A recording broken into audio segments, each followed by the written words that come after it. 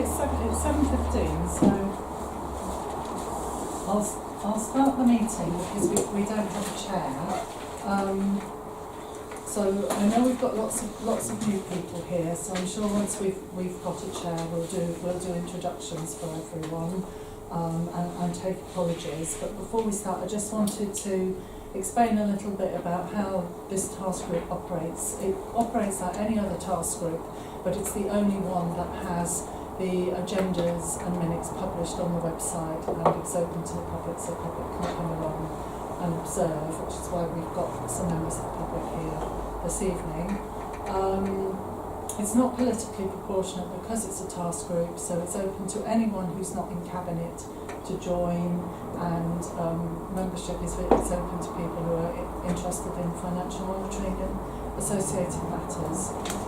So the membership at the moment are the 7 councillors who are listed on the agenda, plus Councillor Crowe has asked subsequently if he can join. I saw no reason to say no, so as far as I'm concerned, the numbers are still manageable. If we went over, if we went up towards 10, I would start to think that was an unwieldy number for a task group. The other thing I should say is we need to use the microphones so that Councillor Baker, can you hear okay through the room? Excellent, good. Okay, so without further ado, we'll move on to item 1, which is election of chair. So is there anyone who'd either like to nominate themselves or nominate someone else in the group? I'd like to nominate Councillor Stewart. I don't think so. Is there anyone else who'd like to stand or Peter? I had in mind to nominate Councillor Crowe.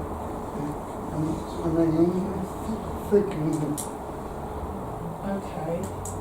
We don't know. This hasn't happened. Slightly numbers count. I don't know whether you want to go, how you want to proceed on this, whether you want to just vote or whether you want to ask each of the councillors to just sort of talk a bit about why they'd like to be chair. Shall I ask Councillor Crowe to start? It's been on. Well, I think my credentials to be chair, such as they are, stem from the fact that I was on the Financial Monitoring Task Group for the last 4 years and chaired all the meetings. I'm a chartered accountant. I spent the first half of my career in accounting firms, which became part of KPMG and then Ernst & Young. In the second half of my career, the last 12 years, I've been the finance director of the Chartered Institute of Internal Auditors. So I know quite a bit about financial monitoring. I've done quite a lot of kind of audit work and scrutiny and analysis. So I think those are my credentials to be chair.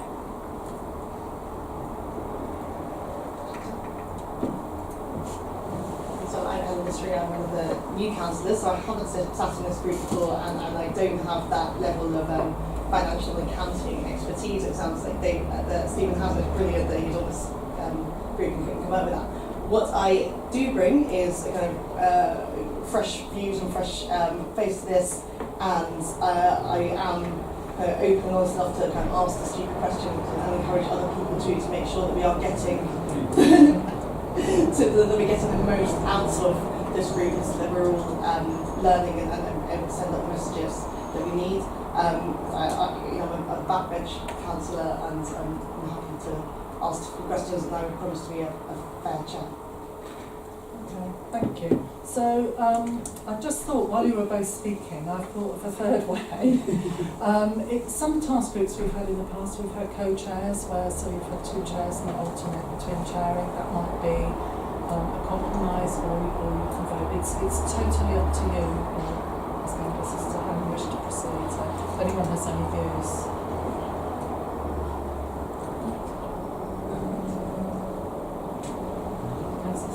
I just want to make an observation. The function of speaking is to provide and to the administration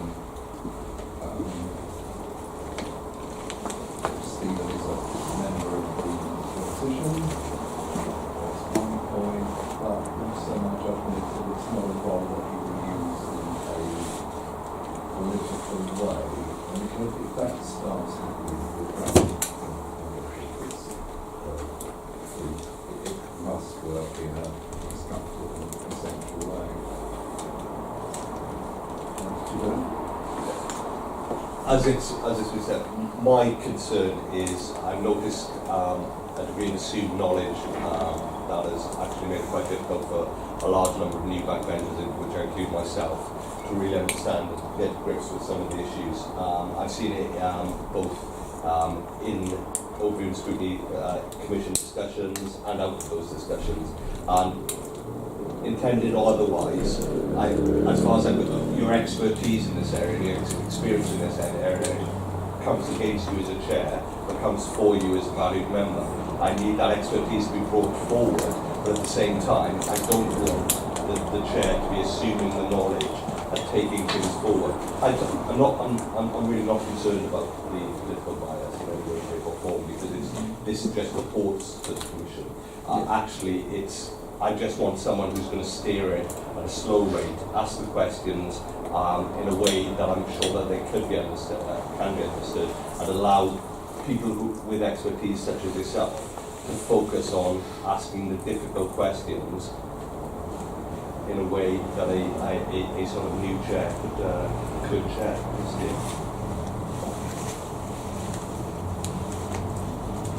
Anyone else want to say anything? I think we ought to have a vote then.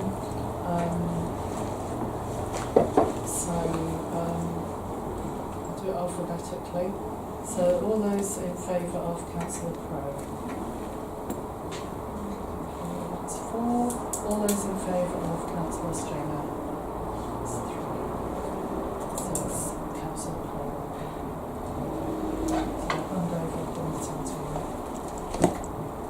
Thank you very much. I shall endeavour to try not to force the pace too much. I think probably the first thing we should do is welcome members of the public and our TV crew from Merton.TV who are filming proceedings. Welcome to you. I think the next thing we should probably do is just go around the room and introduce ourselves for the benefit of new people and for the television camera. We'll start with myself and work that way round, including officers too, please. So I'm Stephen Crowe. I've been councillor for Rains Park Ward for now this is my 5th year. Rains Park Ward is in the southwest of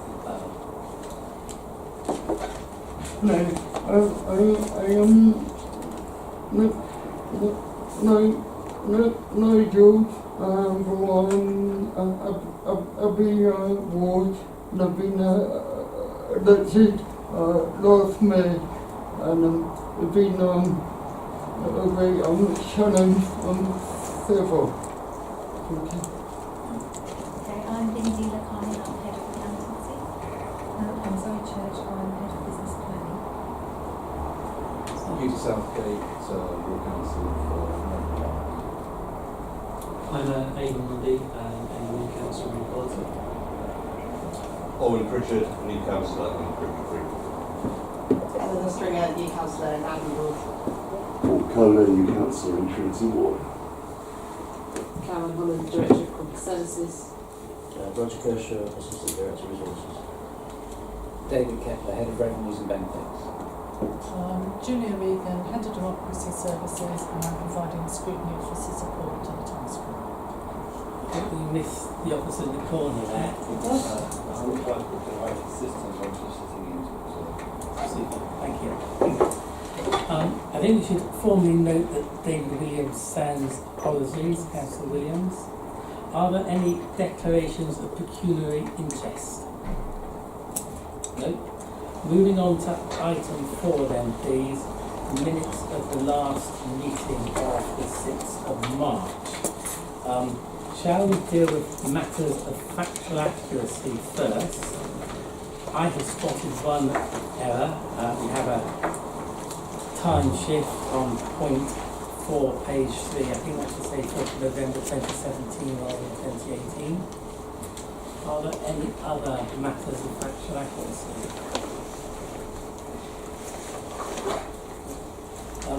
shall we just now go through the minutes for matters arising?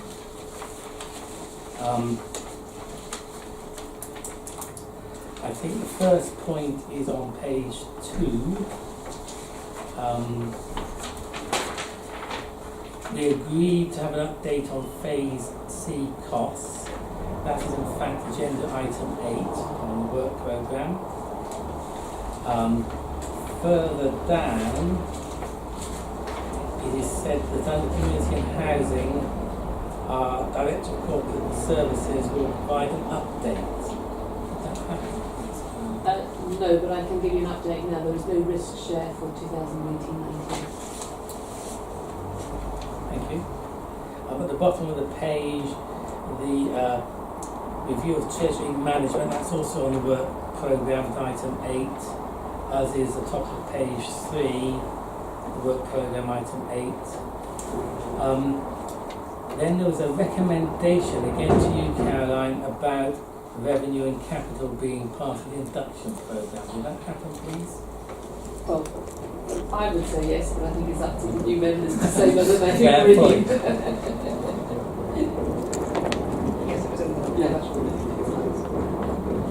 Yeah, it was, yeah, definitely, yeah, it was. Sorry, it was. Then also, Caroline, providing information categorising savings by type. So I do actually have a handout. So this is tying together the two items on the agenda, so item 5 and item 6. And what we've done is the progress of savings which have not been achieved, broken down by expenditure type. Because normally we categorise our savings by additional income, cutting services, cutting staff and things like that. But we've got an expenditure type analysis which the committee had asked for previously. That way, so you should see that they'll tie back to the shortfall in savings at the paragraph item 8 in the report. So when we come to that, this should tie back then to that level of detail. Thank you. I think the last agreed action is on page 4 of the minutes. That's also item 8, our work programme. Would anyone like to comment at all on the minutes as presented and matters arising? Are the minutes agreed? Thank you very much. So, we move on to item 5, the budget outturn report. I think we should probably allow 20 minutes to discuss this item. In a moment I'll invite an officer to lead it. I think when it comes to asking questions, it might be useful, given the length of the report, to go section by section. So we ask all the questions relating to section 2, then 3, and so on. I think that might be easier than jumping across sections. Could we begin with some sort of some overview macro questions to do rather than the department, because it's obviously sectioned departmentally. So Yes. I'd like to begin with some process questions. Of course. So let us start by asking the lead officer to present it. Is that you, Roger? Or is that Karen? I'm just going to present, I suppose, conscious that there's quite a few new members. So in some ways you're quite lucky this evening because you've got an outturn report which has an awful lot of detail in it, and then you've got a quarter 1 report for the new financial year. So if you've had a chance to look and compare, you'll see there's a lot more information in the outturn report, and this is the report which actually went to Cabinet as well, and also to Standards and GP at the end of July. So this has our overall summary for how we have done on our revenue outturn, and as you can see, we did actually have an underspend at year end. We had been forecasting previously an overspend, but we did actually have an underspend at year end, which is the first for a number of years.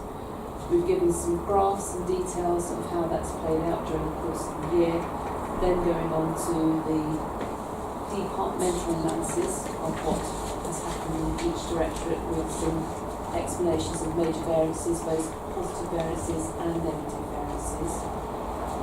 we then take you through, and it's a shame that Councillor Williams is not here, the earmarked reserves and what has happened to them during the course of the year and where they are. We also then have a section on our capital outturn and also some details of the slippage and reasons for major variations again on the capital. And we have a debt report at year end, which will also then have some information on write-offs as well. So the difference between, I would say, the outturn report in the quarter one is mainly the reserves and movement on that, and some of the slippage, the level slippage as well is different. But that's a very quick overview. But happy to take, as you say, these questions at the beginning of that, and see how we take it from there.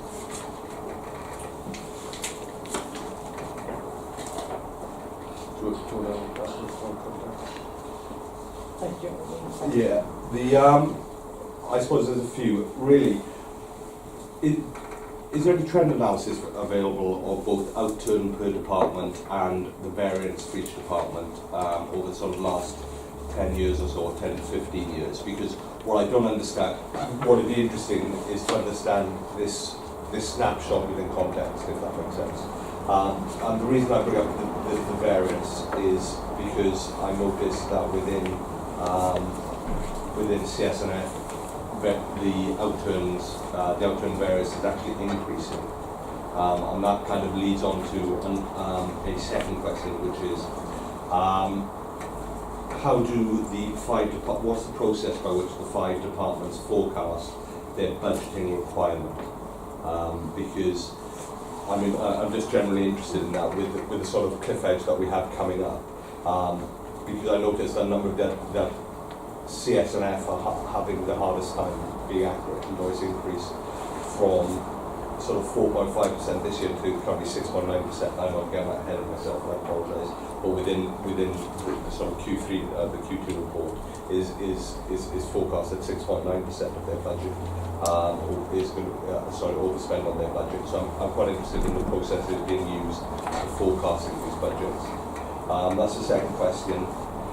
Third question is, do we run a financial risk register, and is it available for the councillors to see, or the members specifically to see? Then another question, how do we calculate a budgetary reserve, and where is that shown actually in relation to both the risk register, so because obviously certain departments have different risks, and that's it for me. They're the sort of 5 key points for it.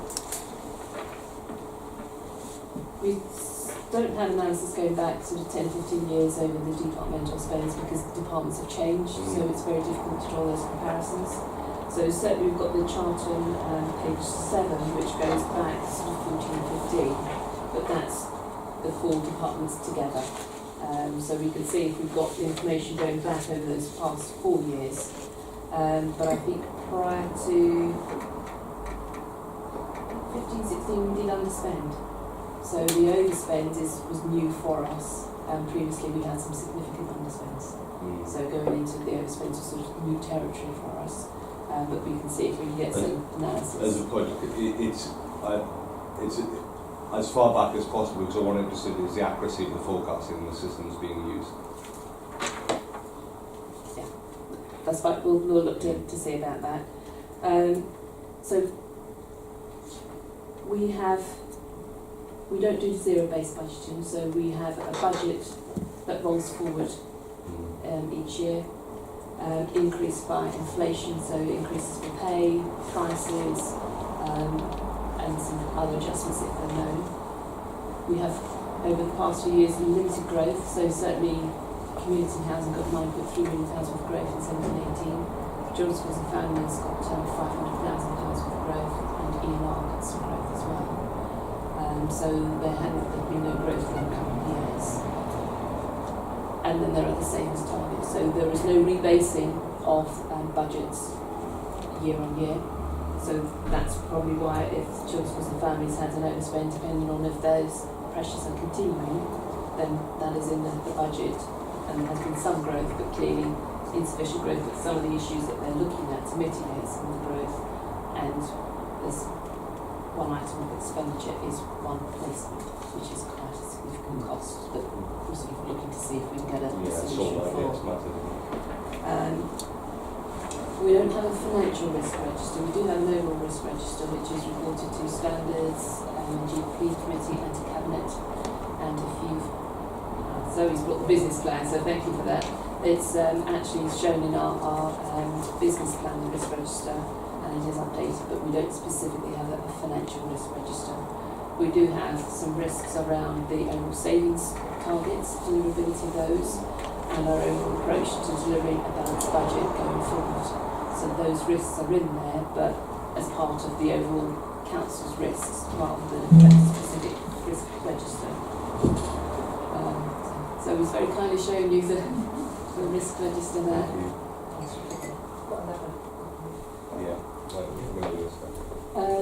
The reserves that we have, some are built up over time. If you actually sort of look at some of the details, some are departmental if they've been able to, if they know what the issues are, come in and set some others aside. We used underspends in previous years to set up the revenue. So page 30.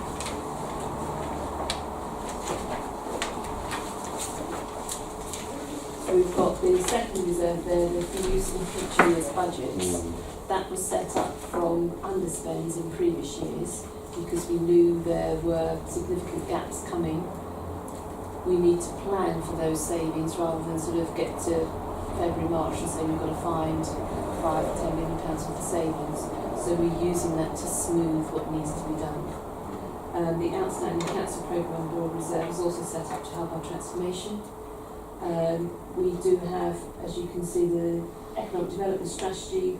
Again, we used to have phase 1 and phase 2 of an economic development strategy. Money was set aside to deliver on that. As that's coming to an end, the reserves are falling out, so there won't be an ongoing money to support that. Wimbledon Tennis Court renewal is part of the agreement that we've got with the All England Lawn Tennis Association. We put monies aside to refurbish tennis courts, and then they're used every 5 years to refurbish them. So it does depend on the particular circumstances as to why some departments do have reserves, and some are grants that we get from government departments, which have to be shown separately and can be only used for some specific purposes, or if they're not used for some specific purposes and then are not used at year end, we try and see whether they're going to for future years' budgets to again top up that to smooth any future savings that are coming. I'm not sure if that's answered all before. Yeah, I suppose the two connected. So we can just go. Yes, it answered that one. I'm a bit surprised by the absence of a financial risk register. Do you record your planning assumptions? The planning assumptions are all set out within the business plan. The refresh will be coming to September Cabinet. And the departments understand it, but you've just raised, for example, in your explanation, a single financial risk, which would be, just a small increase in the demands of placements. Yes. And that's massive, and that's both a high probability and a high impact risk, isn't it? And therefore, it's one of the reasons that you have this massive outturn variance, and it's very difficult in commanding. I'm just surprised that we don't have a sort of central repository of these kind of, for each of these departments, of understanding of what it is that the risks to the budget, and that might cause things. But you have a repository of the assumptions, is it? Yes, I suppose we have quite a lot of information in the report, so we wouldn't necessarily have those discussions with the directors, with the service financial representatives, and at CMT. So we don't have something separate, because what would we then do? We have contingency in the budget to help offset some of those risks. But all the planning assumptions are very clear and laid out when we bring the business plan and setting the budget for the future year. And how do you calculate the size of the contingency? in some ways by what we can afford. Because obviously if you have a higher contingency, it will add to the gap. So we've got a contingency currently of around 1.5 million. It's been at that level for a number of years. It was previously higher. But when we had high underspends, it was a way then we didn't need that level of contingency. But we do currently have. So the budgetary contingency is born out of what could be afforded rather than the risks to the accuracy of the budget. Originally it was, as I said, a lot higher, so we have reduced it because of an element of it was an easier way of making a saving when we didn't need to have, when we had high underspends. When we look at the situation now, as you can see for 17-18, we did actually end up with an underspend. We do allocate parts of the contingency out, so certainly for 16-17 and 17-18, parts of the contingency were allocated to schools and families to mitigate their staffing issues and high case loads that they required. So there is that way of helping to manage some of those risks. But as we have a contingency, there's some councils do not have a contingency at all. Oh yeah. Yes. I get it. So there's an element of it, but in some ways, I'm not suggesting for one moment that you shouldn't have a contingency. I'm just interested in the risks to the financial plan and how you mitigate those risks and how and what steps are in that. And in my mind, some form of quantitative analysis of what the risks are, the impact they may have, and the cost of them would be a necessary precursor to having sufficient contingency in place. We do, when we pull together the overall level of general fund reserves, when we take that to Cabinet and to Council, we have analysis there around some of the sensitivity analysis of each of the subjective headings. So by that we mean the employees, premises, supplies and services, and then the risks around the deliverability of savings to pull together what we think our level of general fund balances should be. So that's how we look to mitigate some of that. That's refreshed annually. And the amount has changed over time and has come down. And we do a high, medium and low analysis of that. I don't think that is in the business plan, this version, but it is reported.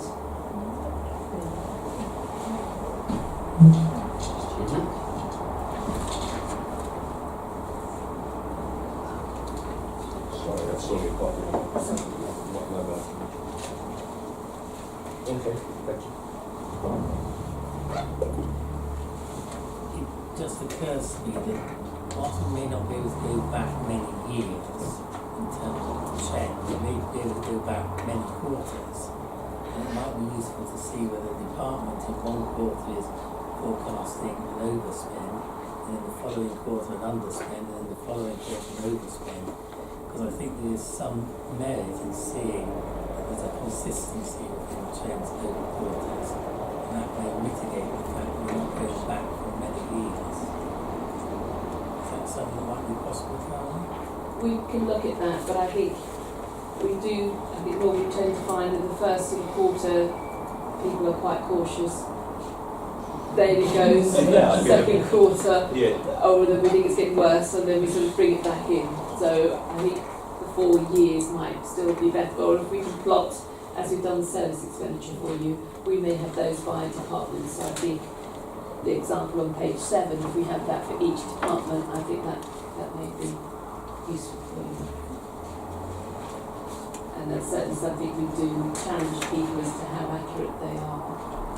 So in some ways we would say we didn't do that bad overall to come in with that, but we do recognise the children's and the community and housing situation where they were over. And indeed, we've got ourselves and the environment regeneration which are under.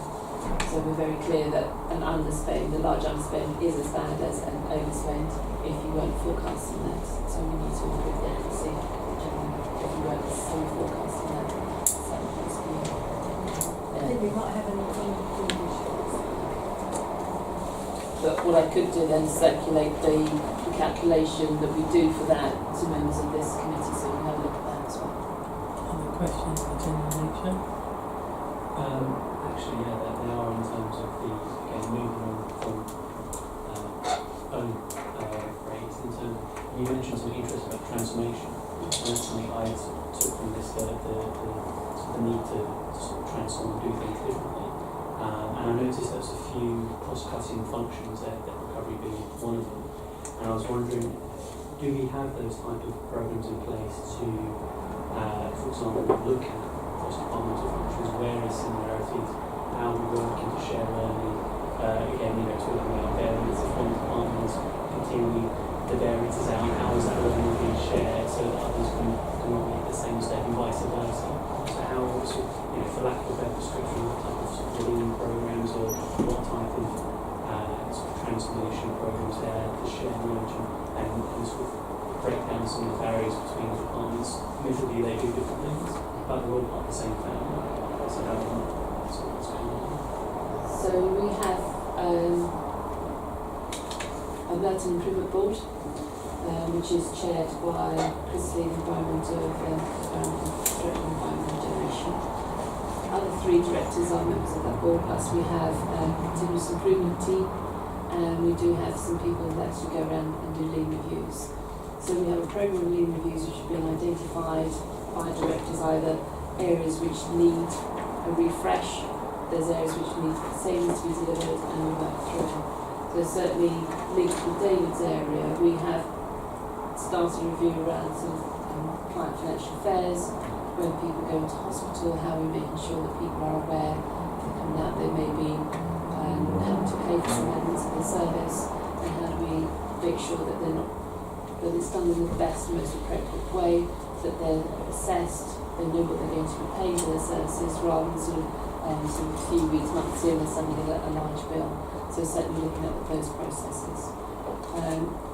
We then also have some major transformation projects going on, so we've done implementation of a new finance system, and that's sort of helped identify then training required, making sure that people have appropriate levels of authorisation, sign off, and how they're doing the budget monitoring, so refresh of all the training to help with that. We've implemented a new social care system, and again that's then made to major changes in business processes around how you actually record things, how we're looking to make sure that we have the address as the appropriate ties in the master data management, and then also some sort of further improvements sort of time back with our financial systems, making sure that it's very clear if we're paying providers, that it ties back then to care packages. Clearly there are some areas going on with Phase C and what we call Phase C and the waste rollout and integration with Veolia and also Verdi's back office functions to make sure when people come onto our website it can then go direct through to Veolia and Verdi. So there's lots of work going on to assist and break down those silo barriers, and also some work being done with our commercial services procurement teams to try and share knowledge and understanding for specifying contracts, monitoring and spend analysis.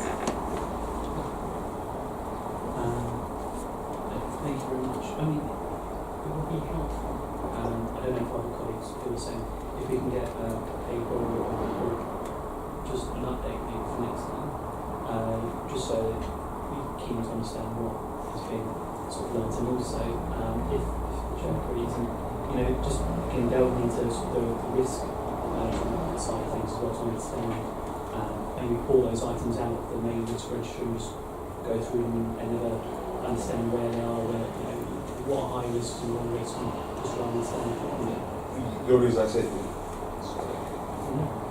just build on that, because on page 180, thanks for this, it just says as part of the budget setting process a robust risk assessment is completed and then reviewed on a regular basis.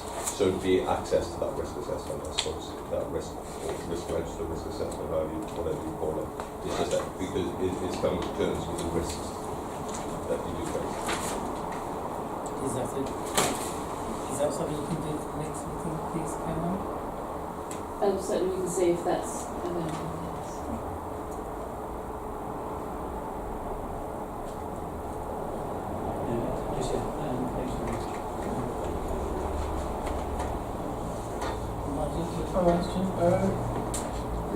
I would like to continue and understand this environment relationship with the other boys in what you call London partnership partnership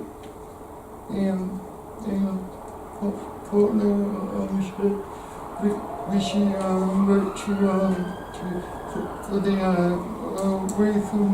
waste management. The waste partnership. Yes, that's right. So the What's your relationship? Are you actually making them saving for me? Is it actually working? Are you gaining any benefits over the long term? So certainly when the contract was let for both the waste partnership and the leisure services, there were savings of over £2 million. Clearly there have been some issues with some of the implementation of that and some of the services within the leisure services where there's been some confusion around which services. So I think the trees maintenance is one of those which has been picked up later on, of course, this year by Morden. So there are some overspends currently being reported, and that's what we want to come back at a later stage to see. I think it's still a saving on the cost we had previously before the service was tendered. And there's also been some other benefits around the responsibilities on the vehicles and that we're not responsible for those anymore. So there's been other softer benefits that sort of and we have better information around the waste rounds than we had previously in-house.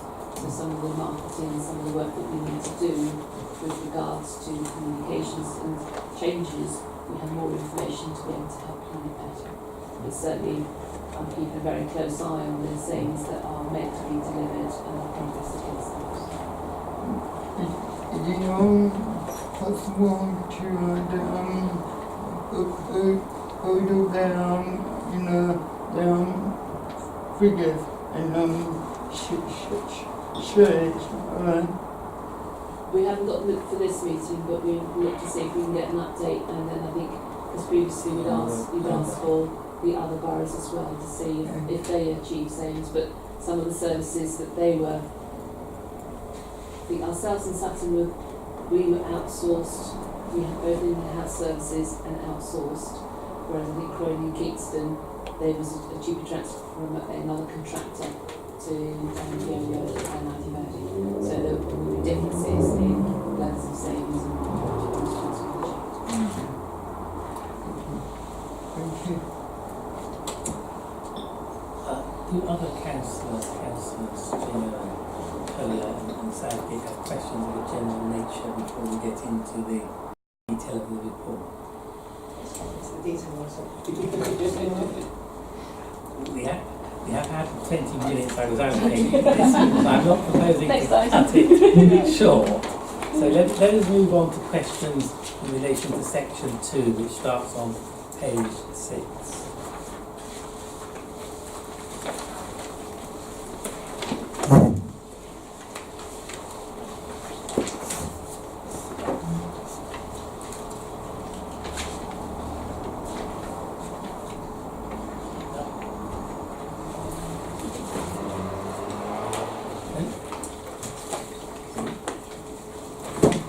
Shall we move on to section 3 then? Starts on page 8, the detailed position for service departments.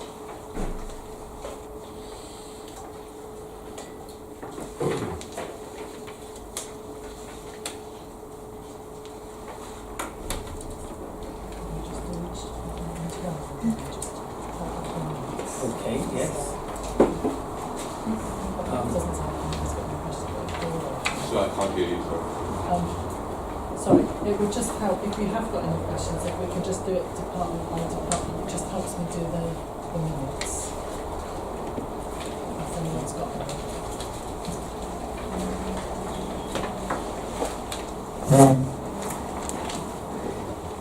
Peter, please. Yes, I'm just looking at on customer service numbers spending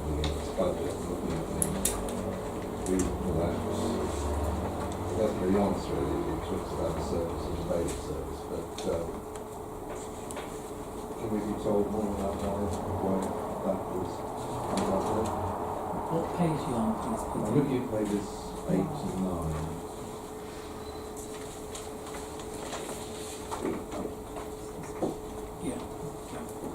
So certainly the bailiff services overachieved their targets last year. In particular, the service for Merton. So we had a service for Merton and we had a shared service where we do work for Sutton as well. The Merton service exceeded targets mainly due to the increase in the number of warrants we were passed from our parking services because of the ANPR installation.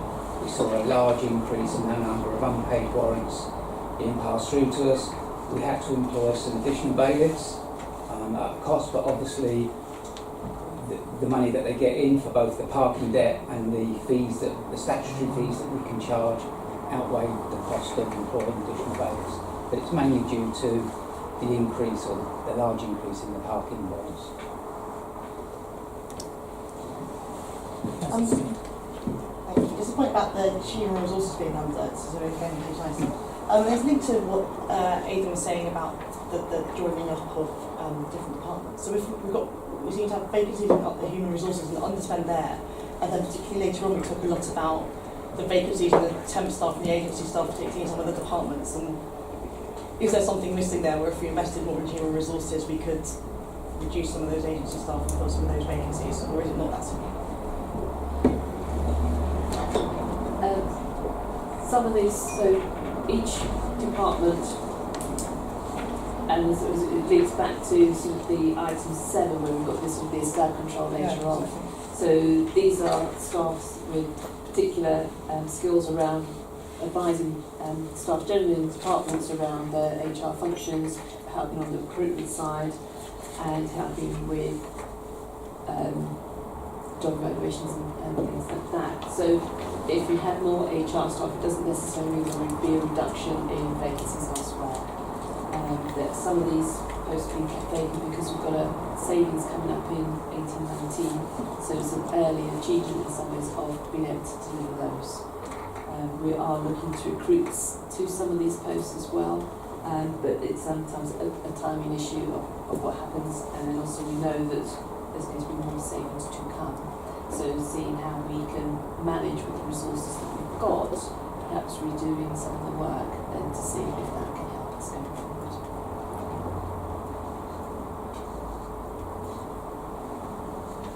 I actually have a question myself on page 13, concerning the property management underspend. What do you... Sorry, it's just saying it's environment regeneration. Oh, sorry, I'm stepping ahead of myself, aren't I? Yes, apologies everyone. Now, are we ready actually to see content? Now we can go with it. Hello, it's me again. I was wondering why this backlog of rent reviews wasn't included in the December outturn figures, and why it was left until the actual outturn in March.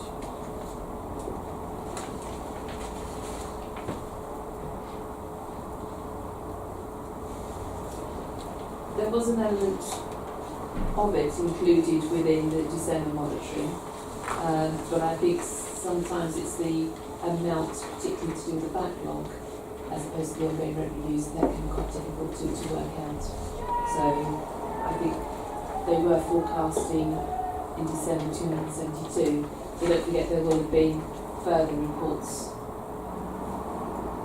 to Cabinet, so it may have changed since then, but they may have done a lot of reviews that we towards the end.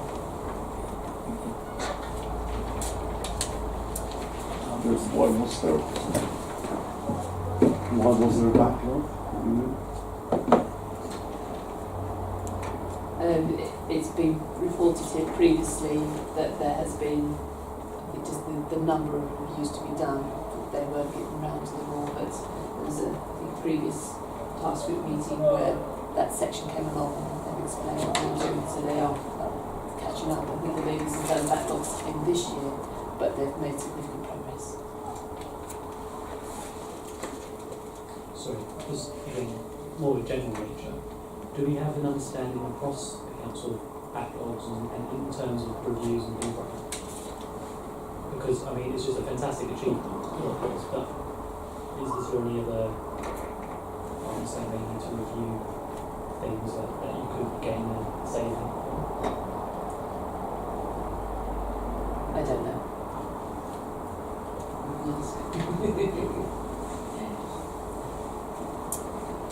Shall we move on to this? Going on about the building and the government corner tour, and I understand the council got a separate firm which deals with building. It calls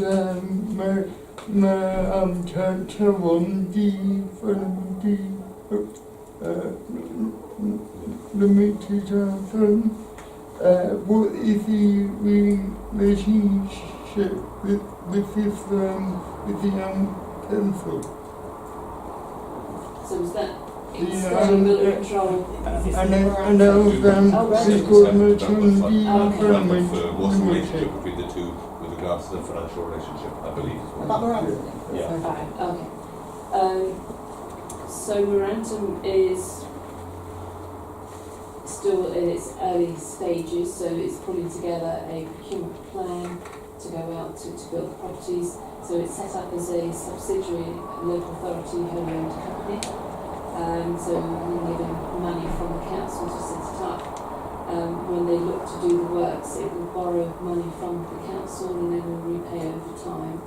And when it looks to sell an element of the properties to a registered social landlord, we'll then get a capital receipt back from it.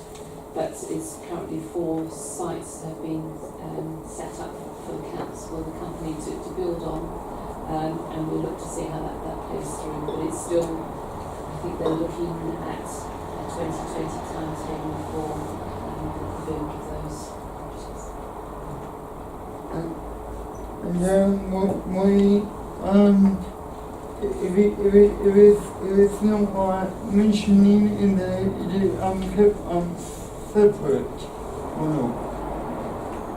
I was just looking for the capital programme. It's mentioned in our capital programme, the monies that we're looking to give them through equity and shares. I was just trying to find where that is.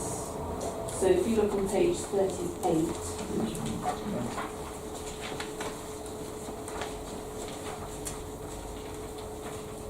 partway down you've got the housing company. So that's where they didn't spend any money last year. It slipped into this year, and we've released 160,000 to them to get going with starting the site surveys, the procurement, and then to work towards the design and build. So that's reported separately to the local authority property subcommittee, and I think there was one in July, so after cabinet. So it gets reported through that way.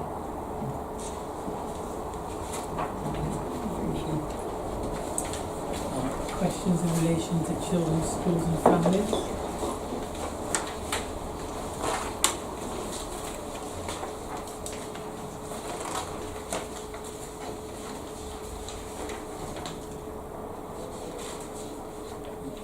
Anything in relation to community and housing? Sorry, can I just pondering the question really, but I mean, you know, this is the biggie that's constantly being overspent here both last year and in the current year, and really it's very difficult to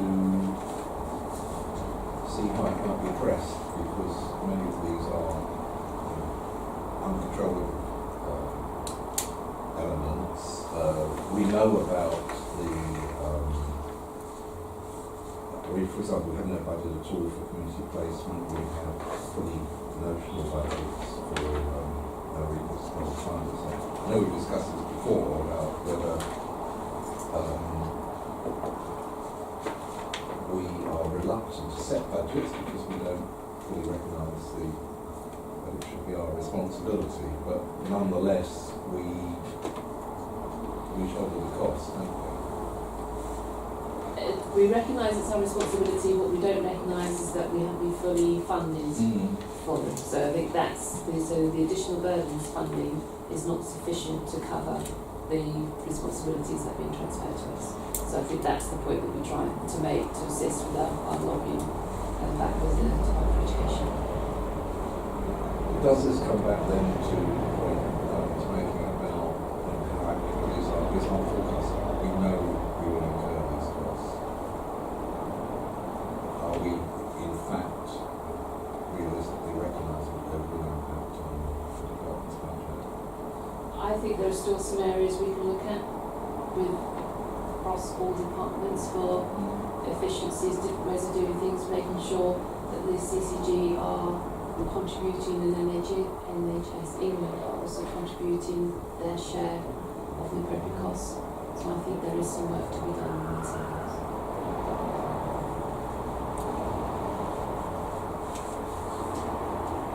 Yes, I have to say I'm not entirely happy with that explanation really, because it does seem to me that the principle of forecasting what you are going to spend sounds pretty sacrosanct to me, and I can't quite see why one would do anything else.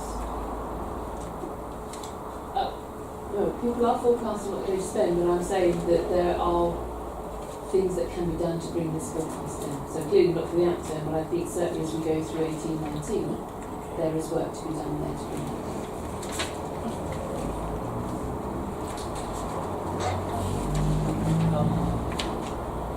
Children's schools and families, on page 15.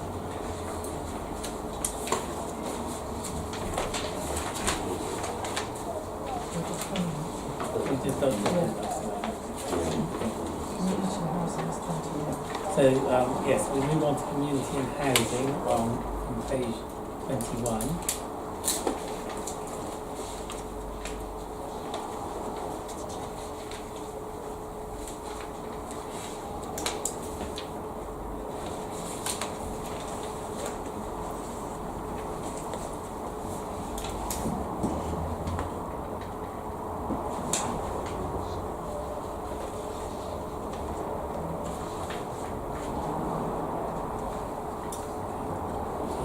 Shall we move on to corporate items, which is the start of section 4 on page 26.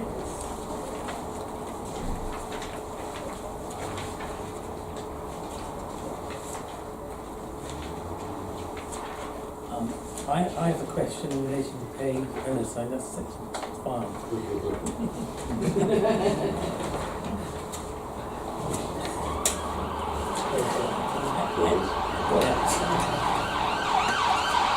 Any questions in relation to corporate items section?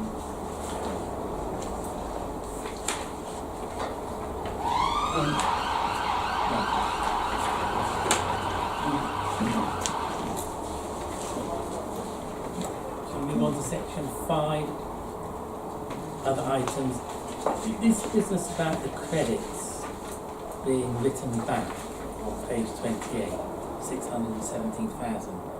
Was that then actually done with the blessing of the auditors? The auditors haven't still finished the we have date next week. So That's a source of consternation. It should have been finished, but they've still found some issues with our valuations. So it's Anything that concerns you? Other than the timeliness? I suppose in some ways it doesn't have an impact on any of our reserves, any of our spending plans, any of our gaps. It's annoying and frustrating that the errors have been found because of just some additional points caused. And differences will be significant, but it's an increase in our valuation of our assets and an increase in our unused reserves. So from that point of view, but just I think the level of detail the auditors are going into, and then once they start, then they keep going.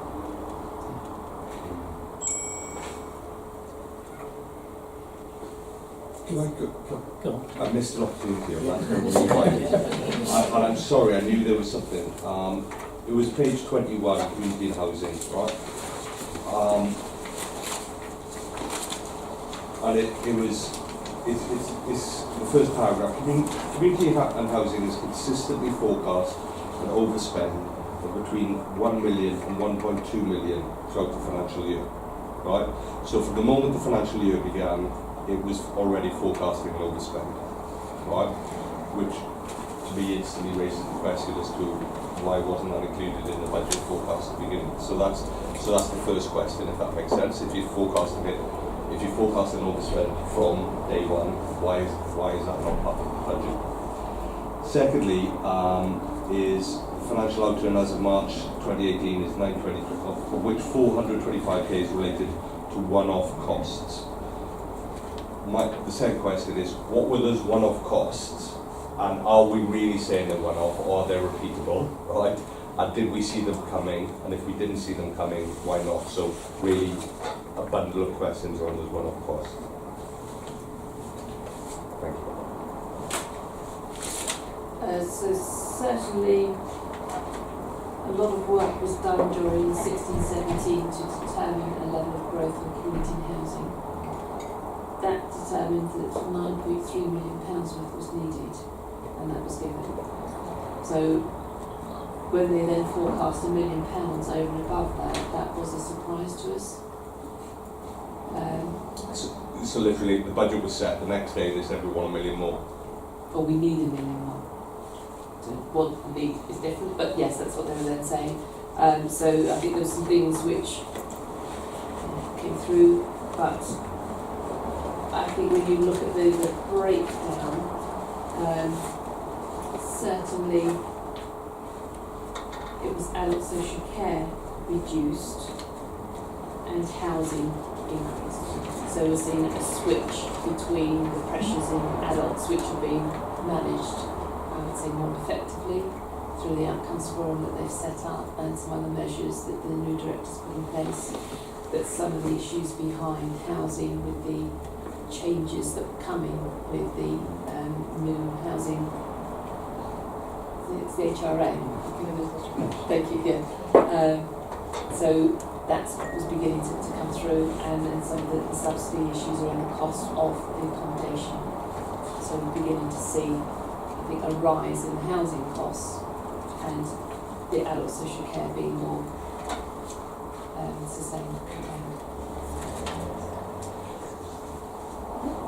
I'm just going to sound like a stuck record on this, and I'm sorry, but it seems to me that this surprise and the surprise coming to you the next day shouldn't have been a surprise. And obviously you thought that as well. I know that. I get that. But the point being that the departmental risk register, financial risk register, is holding these. You know, if they turn around and say, oh, "Well, we did have that risk. We said in meeting X that this might happen, or this is coming and this hasn't turned around." There seems to be a missing piece to this. That is, it's articulated in the business plan in page 198 that this exists, but it doesn't seem to, if that makes sense. Certainly when we went through the level of growth that they required, there were various scenarios that we looked at, and we chose a particular scenario. So the fact that this community housing came back, so we gave the growth to adult social care because we thought they would then be able to manage the other areas. They then came back and said as a whole there was pressures. So that was part of it, and we then had a new director who came in halfway through the year and made some difference.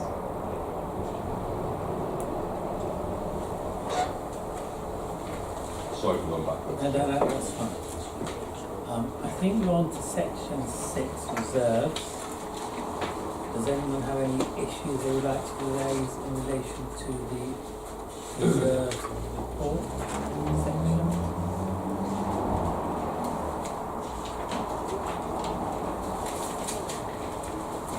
Section 7, capital then, page 31.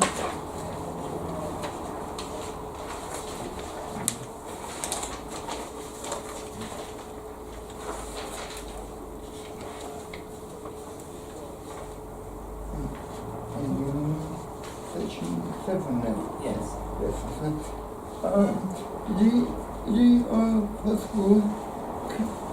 Can you explain your practice on pre-running and slippage?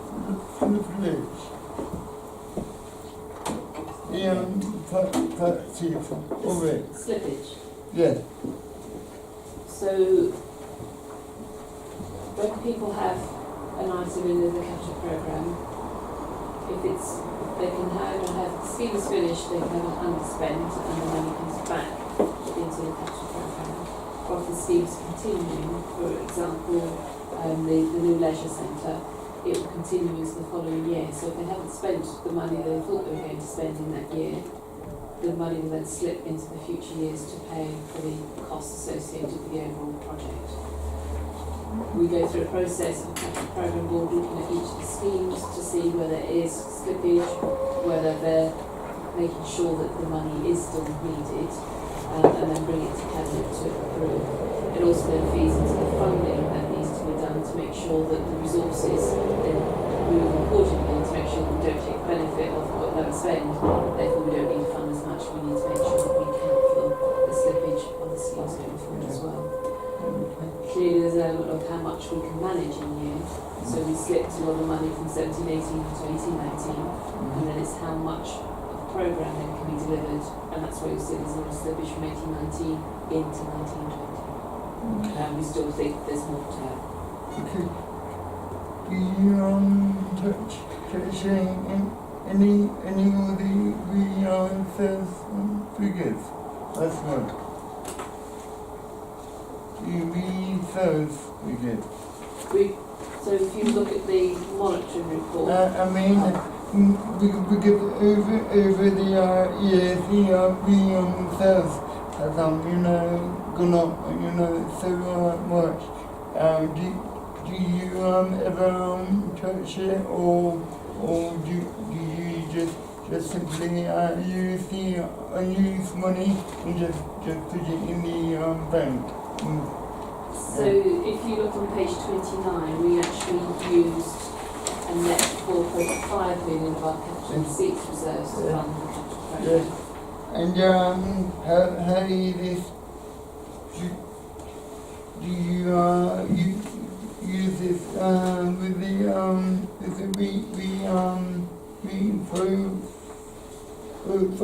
finding a slippage? Yes. So yes, as the programme slips, the funding will look to slip as well. So we use the most cost-effective way of funding the programme to make sure we've got the resources there. That we took a view to fund the capital programme through capital receipts and internal borrowing rather than going out and borrowing externally.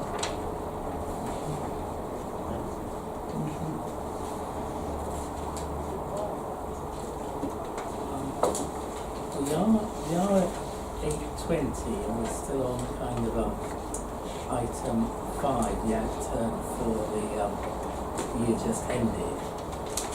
I'm thinking it was acceptable to colleagues that we skip section 8, the debt report at the end of March, because effectively we can pick that up, I think, in the debt report at the end of June. Is that a reasonable assumption? So let us do that, and now, as it were, note that in relation to the 2017-18, we're awaiting the audited accounts, obviously, and depending on what happens in return to this right back, we may be in a surplus or loss position. And that we have expressed, I think, some reservations in that there seem to be surprises or things which perhaps we're not getting as much notice of, the change in the over or underspend as we would perhaps like to see. And that's an issue which we can readdress when you present this trend information possibly. So, let us move on to item 6, page 59, the first quarter. Caroline. So in some ways it might be deja vu. But I suppose this is the first quarter, month 3. This is coming here before it goes to Cabinet, so it's going to Cabinet on the 17th of September, so you've got first, that's dibs at it. And so you'll see some of the slippage that we're looking to do on the capital programme that Cabinet will look to approve, which is where, particularly for the Cannons Park, work needs to be rescheduled into future years. But if you look on page 60, we are currently showing an overspend of 2.6 million. So clearly some of the discussions we were having on the previous report flow into this. And in particular, it's children's schools and families that have shown an increase in their overspend, some of which is linked to the community placement. But where the discussions are now ongoing with CCG to sort out a permanent solution for that. So we're just waiting to see what that will be and therefore what the costs associated with that they should significantly reduce for us as a result of that.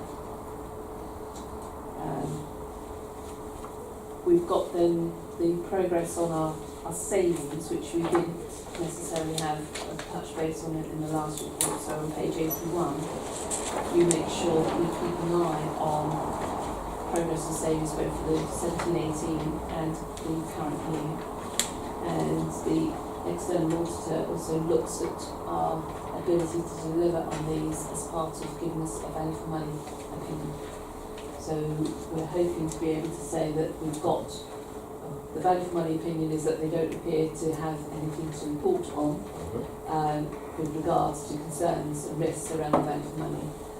But we are keeping a close eye on the savings deliverability and making sure that if needs be, that savings are swapped if they are no longer going to be deliverable. So when you look at the detail, you'll see when you look not only at this year, but 1920, because there are some savings which are not deliverable this year, but there may be reasons why they could be deliverable next year, and we look to make sure that we keep track of those as well. So as you can see, it follows the same format with the departmental approach, corporate overview, capital, and then a debt report.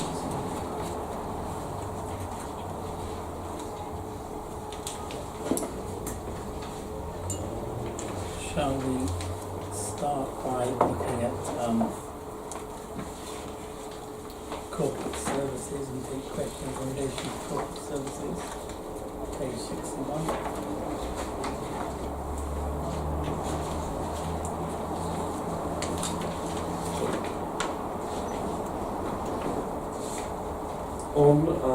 You talked about contingency on departmental contingency when you previously spoke. Where is this? Corporate contingency. Right. So it's done at a corporate. It's done only it's done at a full council level. Okay. Yeah. So page 84. Yeah. Cool.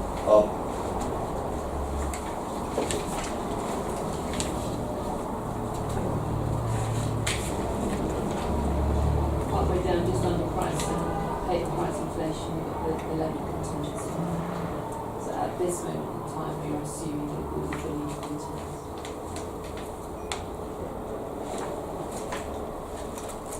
So it's a subset of corporate items.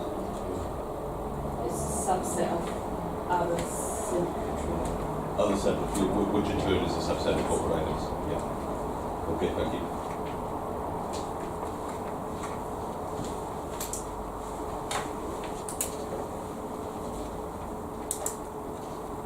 Move on to environment and regeneration, page 63.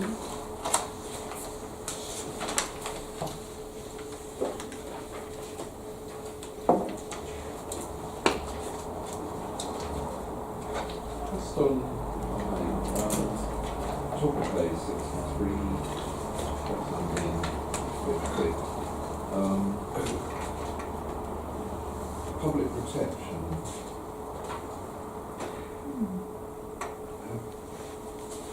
Is that an overspend in fact there of 138,000 or is it a underspend?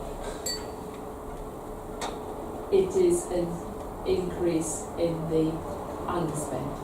So it's their overall net budget is a surplus, so with the 11 million in brackets, with if you look in the table below, it may be due to the income through parking.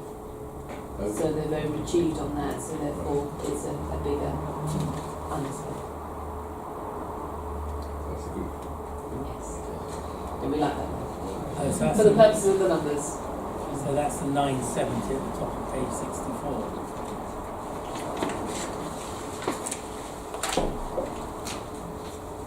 For part of it, yes. Or if you look at the unspent within parking services, 970 in the table, so which feeds into the line three.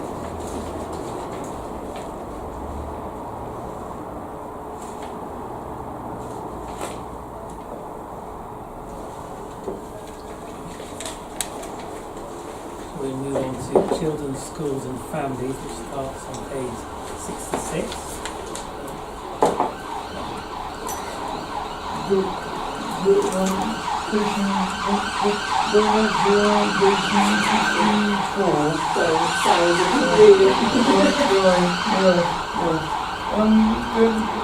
Going back to patient 54, and this is on Colton and CCTV. Is this only based on the cost? Have you got a breakdown of the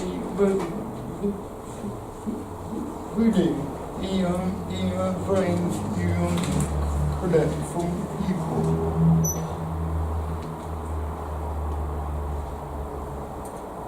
I think the question is how much It's a split between additional people revenue and how much is any cost savings that might be. Cost there, and then the fine, because there is no there's a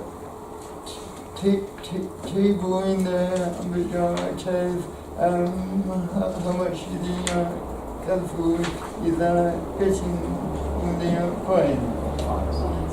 So we report on that as part of the accounts, so the overall level of fines that come in and how it's been applied. So obviously the biggest item of expenditure it's applied to is the concessionary fares. So once we do achieve significant amounts of money, so we've got an overspending on our salary costs of 165,000 currently, but we're looking to do a restructure within that area. And there is additional income at the moment. Compliance is slower than we thought with the ANPR, so we are still benefiting from that because we had written out some additional income over time. But people are, as I said, slow to comply, so David is seeing additional work coming through to him still from that area, and we're still seeing benefit of additional income. But at some point we know there will be compliance, so that is factored into the budget going forward. Is that way, if you made a surplus, is this money is being in the future to improve the road? Yes. And the pavement and etc.? Yes, so certainly in the breakdown that we show, and I'll see if I can find it a bit later on to say that, so it goes towards the revenue contributions, revenue repairs of footways, highways and accessory fares. So that is reported, as I said, as part of the accounts to Service and GP Committee. And also on our website, so it's something that we do put up there on our website as well. Thank you.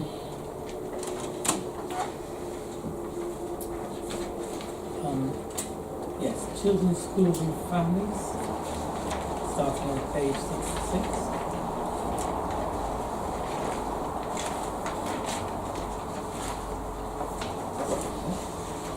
Shall we move on? If I'm right on the dedicated schools branch on page 69,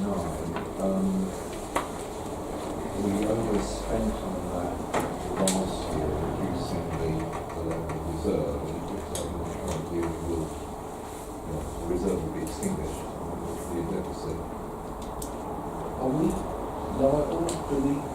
anything there, or? How is the relationship?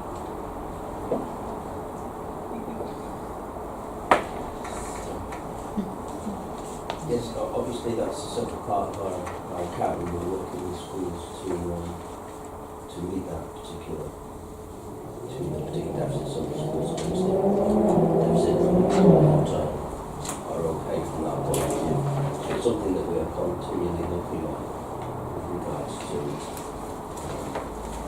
whether we have some responsibilities for schools.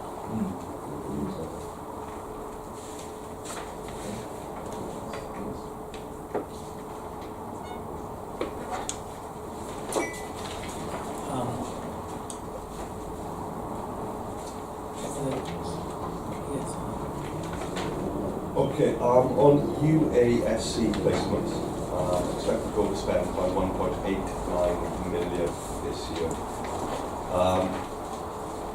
How do you go about forecasting the requirement for placements, and how is it divvied up, and how does it come to you? Because it's both with regards to the overspend and the budget itself. How do we go about knowing how much financial burden will be placed on and we don't know, because it depends on the number of children coming in. So there's a rota system to take children, and so it will go around London until people get to their level of the quota, and then once they get to the quota, it's meant to stop. But apparently it may be that they'll continue, so we're pushing back to say, well, why, if there's been a quota and people reach their quota till everyone gets to their level, you don't then just continue. There should be then something overall to stop what's going on. So that's why it says that we've got part of the London rota system. Yeah, so that's what that... No, I totally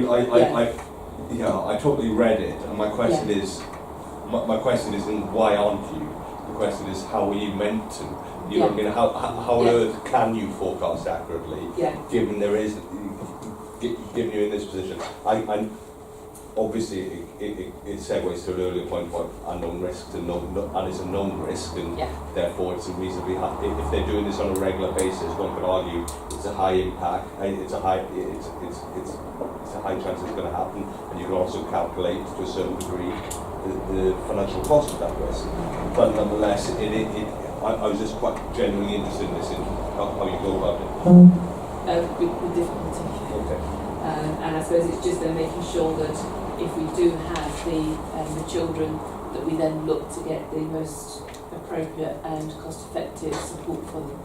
So clearly, independent agency fostering is more expensive than the enhanced fostering, but we have a recruitment campaign every year to try and get people who will recruit them, and also make sure they stay with them longer, because we obviously have responsibility to look after the children for a longer period of time, and getting foster carers who want to continue to have going past teenage children is an issue for us, so that's why it's in that. And then the supported lodging, so last year they were successful in getting some supported lodgings, which was not only more cost effective, but it was a much nicer environment there for the children to be in. So we're looking to see if we can get more of that to support the children. And that's obviously an area where we've got responsibility for them, and they choose to go on to university, and then pay overseas funds and tuition fees. Which is not quite what we thought. So that's what we say there's unintended consequences, because we're looking after them and they pay the overseas tuition fees as opposed to the £9,000 that everyone else pays.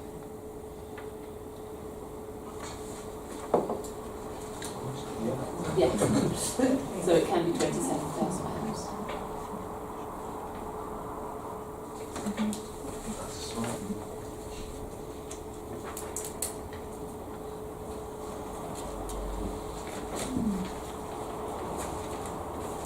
Something new. Yeah, no, all that was good to me. That's what I was asking about it. I just don't understand how that's done. Okay, shall we move on to page 73, the section on community housing, community ad housing?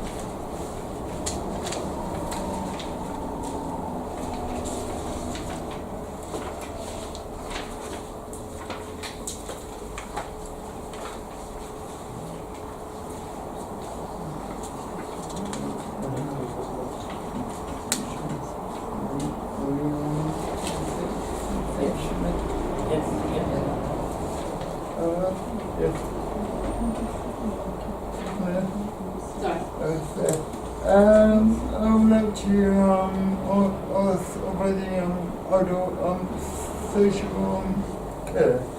Will this be being event this year and onwards, because I know in the first year part of the adult social care funding was taken away and used for the IT project or something. What this year? Because first I cancelled work have to increase slightly because of the other social care. So are you able to go into they will be then left unattached to the vulnerable people? So the adult social care grant that we received, it was for the social care IT that the money was used for. So it wasn't taken away from it. It was monies that the service would have had to pay for. So it was used. The grant was used to fund some of that. The adult social care precept, the 1% is being given to social care. The grant is being given to them, and we're working through the impact of what that means going forward. However, the Improved Better Care Fund stops after 2019-20. We've got no indication as to what's going to happen then, so there's a £4 million gap. 4 million then. Okay. Thank you. I've just got a question about the overspend on rent deposits. So this is getting part of that Homelessness Reduction Act, giving people deposits. So this is where my lack of accounting knowledge becomes clear. Because if you're giving them a deposit, there's surely a chance that you will be getting that back. I know you might need to recycle it and use it for somebody else, but is there any anticipation that any of that will be returned, or will that just continue to be a growth item and you'll be giving it them out more and more? So this is an area where we want to do some more work on, and we've got more information in this month's report than we had if you looked at the outturn on this. Certainly the rent deposits, because we have a reserve for rent deposits, and I want to get more understanding as to how it is working, and also how making sure it is benefiting landlords as well. So that's an area where currently we are showing an overspend, and we want to do some more work on that.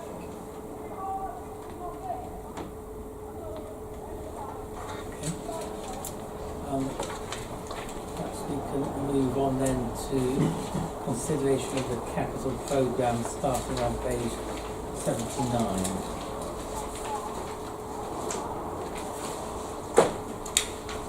So, Chair, just before you do that, I've managed to find some high-level information on the PCN income. So, in total, it's disappeared. This is one of the last. Come back to me. Capital programme matters. Any queries in relation to that section starting at page 79?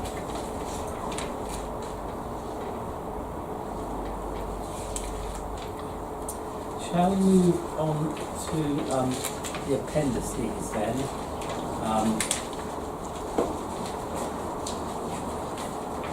Perhaps we should take the appendices up to 1 to 7 as an item together.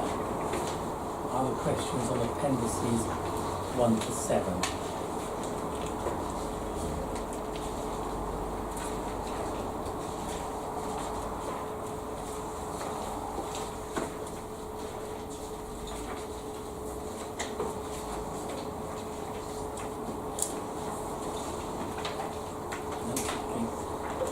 Let us then move on to Appendix 8, starting on page 107, which is the debtor position at the end of June, and take any questions or comments in relation to that report.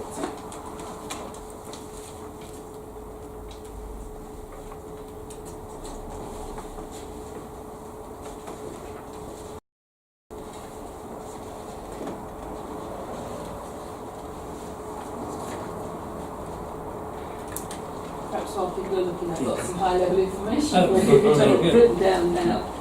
So in 1718, we had total income from all permits and parking charges of just over 15 million, of which then we spent money on staffing and the actual maintenance of car parks of just under 5 million, contribution to the concession fares of 9 million, and repairs of footways, it was 845,000, and other planned maintenance was 240,000. I can give you those things separately, Jimmy, perhaps. So just to give you the scale of what we have done with the monies and the income we received. Thank you. Sorry, revealing my ignorance now. Do we sell that?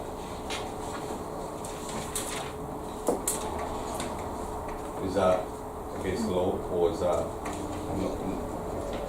We looked to sell our mortgage debt a few years ago, but we didn't really get many takers.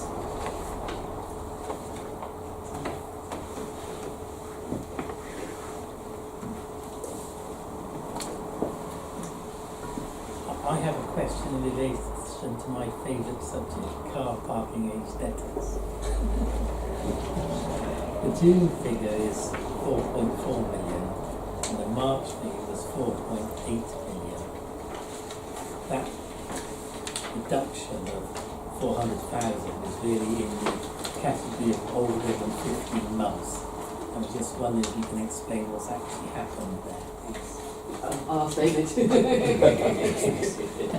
So this data is just always a snapshot as at that date. So the 30th of June, as you say, we've got a debt of 4.4 million, 29,000. March it was higher. So certainly with so parking goes through a process of trying to collect the debt, and then once they've reached a stage where they've been unsuccessful, they can apply for a warrant at the county court. That's then passed to my team, for the enforcement team, for bailiffs to go out to try to collect that. We only actually get 1 year to collect that debt. Once that year's up, that warrant is invalid. We can request that the debt is re-registered, but then there's another cost to that, and you've got to consider the likelihood, if you've had a year to collect it, the likelihood of going through the cost of re-registering a debt. What we also find with a lot of the parking debt, I would say probably 30% of the tickets that we issued, the address of the registered keeper is outside of not just Merton, but around surrounding boroughs. So we will collect debt wherever, and sort of the advantages that the enforcement, the parking enforcement bailiffs have ANPR cameras in there, so they will pick up anything that's an outstanding debt. They'll pick up the registration, so we'll pick up cases where perhaps the vehicle's registered in Manchester and Bath and things like that. We've done that. But if you don't pick it up on there, you've got to go to the property. Whilst we pass out some of our work to external bailiffs who will operate nationwide, we probably collect 30% of warrants that are passed to us. And if you compare that to private companies, from the research that I've done across London, that's higher than the majority. So whilst there might be, sorry, I can't see the figures, 29,000 tickets outstanding, we're certainly not going to be collecting all of them at that, if you track them going forwards. So this is just a quick way to address that. So when you get to the 15-month point, there's a major, once it gets to that point that they haven't paid, the chance of you ever recovering that money drops down markedly, really, then. And you've only got 1 year to do it, because then effectively you write it off as a so they get away with it at that point. Is that fair? So we have a year to collect it once it's passed the enforcement teams. It's the one debt that I'm not actually responsible for collecting, other than the debt that comes to the vacancy. The parking services will do that. So quite how they'll write those tickets off or write that debt off, I'm not 100% sure. You know, I can try and find out and report back if that's something that interests you. But literally, we will get a year to collect it. And you're right, if you haven't collected it within that year, then the likelihood of collecting it is remote. The only reason I'm interested in it is because there were loads of tickets. Yeah, I was going to say, is that the reason? No, the only reason I'm interested in it, I see the hard work that people are doing to create savings, Yep. right? Yep. And to increase revenue streams through commercialisation Yep. and cut costs and be accurate with budget and all whatever else Yep. that people are doing for the next few years. Yep. Because we have this difficult situation. Yep. And I'm just wondering if we've spent an equal amount of time Sure. and interest in optimising, getting a better return on our debt. So, as Caroline said, I think it's previously been reported, the number of tickets that have been issued through our MPR has increased, and we've gradually tried to keep up. So we've seen an increase coming through to us, so we're gradually trying to keep up by employing additional enforcement agents, because they will be cost effective. So one exercise we're right in the middle of undertaking is, so in effect after a year the warrant's out of time, we can't do anything with it. We've looked at a sample from some warrants that were out of time about 2 months ago. We've looked at the addresses. We've looked at whether the vehicle, whether there was a positive match on that vehicle still at the address, and we're going through an exercise of getting those debts re-registered at a cost to my team, and we will go out and see if we can collect them. So it's partly, we're trying to do that. Have we maximised our best efforts to do it? There's probably a chance that we haven't, because we've struggled to keep up with the volume that have come through, and that's what we're trying to do now. I suppose my question is less directed at you and your team, Yeah. but more at a corporate level. Are we doing enough to get as much money as we can from the debt we're owed? Well, we can always do more. Because if you look at some of the debt that's been written off, but as I mentioned, some of the work with the Client Financial Affairs team, that's linked to then the debt that would eventually come through, and again sits with David, so the adult social care debt, where we can put charges on people's property in accordance with the legislation. But we don't want to get to that stage. We want to make sure that people are able to pay and are aware of what they should be paying, rather than not filling in information, not having an assessment done, and then get the partway through. That then causes us further issues down the line, if we're then having to write off debt which may not have been due properly in the first place. And I don't want to sound like a hard. This is. I'm deliberately not considering human cost at the moment. Yeah. But have we done a cost-benefit analysis? And please don't take this the wrong way. Of selling that debt, getting other people to do that debt, vis-a-vis the amount of time that and salaries, etc., of doing it in-house. So, not selling, but certainly within page 110, paragraph 3.6, we've employed a specialist adult social care debt agency, and that is actually generating some benefits. So it's something we do. We already do it with the adult social care debt, with council tax debt. We will go to specialist companies, specialist solicitors that deal with bankruptcies, charging orders, selling properties that we've already got charges on. So probably over the last 6 months, we've forced a sale on 2 or 3 properties where debtors refuse consistently to engage with us or engage with the solicitors who are acting on our behalf. So absolutely we do engage specialists to try to help us. We also, certainly for council tax, for business rates, for debts like that, we have a range of different options available to try and collect that debt. We've still got debt on our books going back 6, 7, 8 years where we've either got charges on the property, where maybe we've got longer term arrangements to help people out, and writing off a debt is a last resort. So, security charge debt. Yeah. On the factoring and the selling of the debt, are you saying there's no market in being to sell this sort of debt? Or have you made a decision that you won't sell it for other reasons? Or So I think that there probably is a market for companies that would want to buy our debt.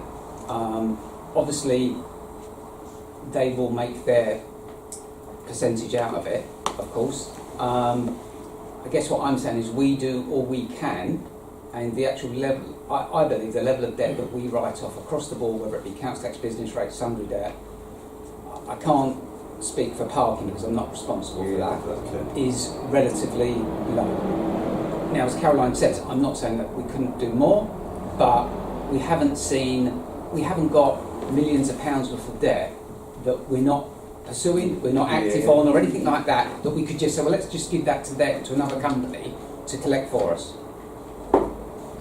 Just the example I use, so many years ago we used to give mortgages on right to buy properties, and that was the debt, then we couldn't sell. No, I know that. Yeah. I'm asking about this sort of debt. Yeah. Now, I'm still not clear why. Have you done an analysis about selling that debt, that factory? We haven't done analysis now. Would that not be sensible? Would that be useful or not? We've looked in that. I'm connected to that. If you could, do you think there's any scope for shared service in terms of debt collection, similar we've done it with other councils? Will there be economies of scale and shared service? Is that something we've looked at, you are looking at, or do you just think we have a shared service for the enforcement team of Sun, and I'm at very early stages of discussions with another borough for the possibilities of maybe shared service for some of the revenues and benefits functions, and that could easily include the debt recovery side of things, or collecting the council tax and business rates. Certainly shared services and off the table. Can you just keep this group of sort of abreast of that and going through the report? Thank you. So going back again, sorry, to sort of general point about forecasting and feeding back in. Again, using your example there, we've got a general policy going to roll out further sort of CPZs. More tickets obviously as a result of that. How do you feed in to that so that you have the resources to execute those? And just thinking again, how do we not compound the bigger problems in further tickets that you can't actually?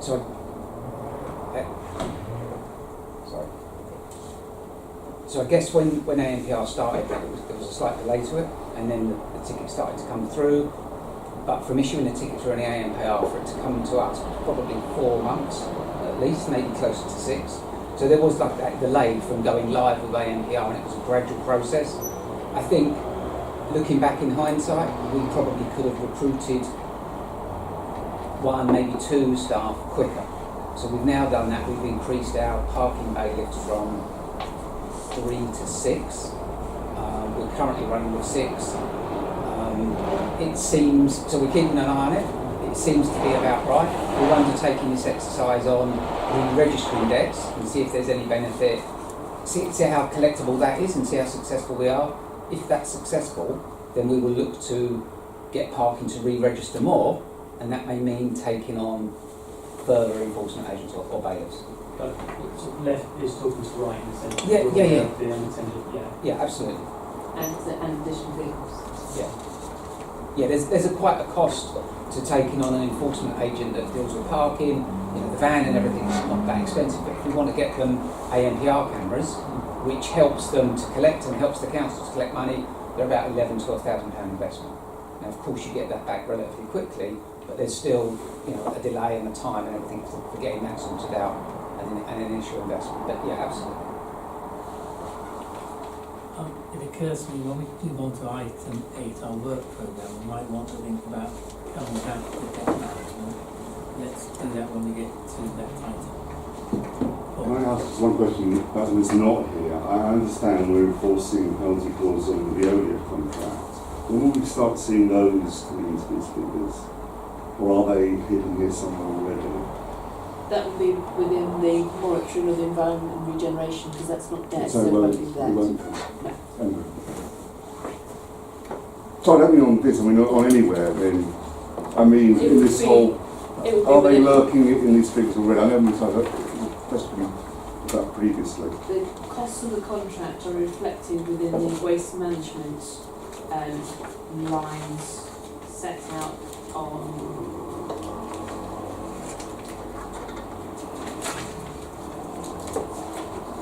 page 63, and some of the detail there. So that's where they would be shown.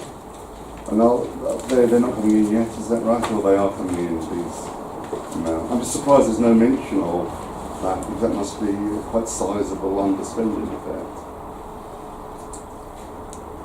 I think there's still negotiations and discussions going on. Oh, so we're not in, oh, so... I don't think there's anything reflected in these numbers at this I stage. don't think so. I don't think they're actually in the numbers at the moment, but discussions are in place, but we can check and get some more information. That would be really useful, yeah. Yeah, I think so. If you could do that, please, Caroline. Yes, it's subject to clarification with the director.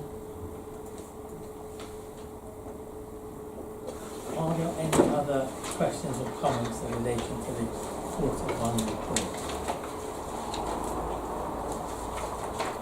I think, obviously, we are all concerned about the projected overspend of 2.6 million. It'll be interesting to hear how Cabinet respond when they get to see their report.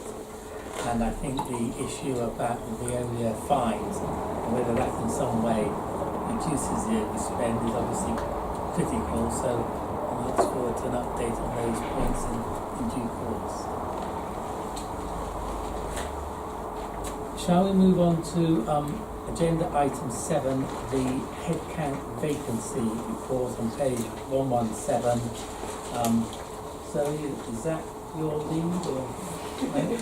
Sorry, It's you, Caroline. So Kim was unfortunately is off at the moment, so she wasn't able to do that. So this is normally as an appendix to the monitoring report, so to give some complete picture, but we brought it separate this time round. And this is something that was sort of quite dear to my heart when we brought in our new HR payroll system, to see, are we keeping an eye on what the establishment for the authority should be, how we're then doing against that with the vacancies. Clearly there's agencies and interims being held against some of those posts. Are we seeing particular trends? And then we do have some unfilled vacancies which feed into some of the underspends, or some areas where there may be over-establishment, some overspending in certain areas. But don't get too excited by looking at the unfilled vacancies and then think, oh good, there's some easy savings. It doesn't quite work like that. Some of these unfilled vacancies will be clearly because they're being held because there will be savings coming up in these areas. Some are because we're out to recruitment. So there are certain areas, particularly within page 125 in my own area, within the IT and the systems teams, we are out to recruitment in those areas, and active recruitment is ongoing. There are some areas also, say for example within my area, so we've got the registrars where there's 5.10 unfilled vacancies, so that's towards the top half of the page. But we have casuals that we've been using to fill that gap, and some of the casuals are more flexible, particularly the hours that you can now get married in and the places you can get married in, to give that flexibility around the approach. So that's what we're looking at as well. This information goes to each divisional management team on a monthly basis to check. The detail will go out to each of the managers to make sure that their establishment control is right, because it forms an important part. If you look at our overall salary, budget expenditure is the largest item of expenditure, significant item of expenditure, so we want to make sure that we're managing it appropriately and have sufficient information to be able to plan and forecast going forward. So I'm then happy to take any questions on this as well.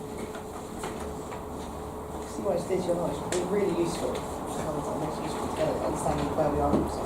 Yeah. And again, against children's schools and families that seem that there are the issues. And I know it's talked about in the budgets about the cost of agency stuff, but yeah, so I imagine conversations are ongoing about that. Definitely, and what's interesting is so we've got our new children's director came from outside of London. So whilst there's an agreement supposedly in London to stick with the agency rates, if a neighbouring borough has a failing Ofsted result, they will pay agency staff more, and boroughs can lose their agency staff to that borough. Whereas outside of London, they keep to those agency rates. It's been agreed by the other boroughs. So there's those elements where London doesn't quite play fair. And then there is also the issue which is becoming clear that some staff or interims do not want a permanent position. And how do we get and fill those positions? And so certainly, again, coming back to my own area, legal staff, they do not want a permanent position because they're now paid too much. But if you don't have staff, you then struggle because you don't get the work done. So, and then you'd have to go to a private company. So that's the dilemma you're in around the rates that you're paying. Don't pay it, workers don't want those rates. And I think the challenge we have in the workforce strategy.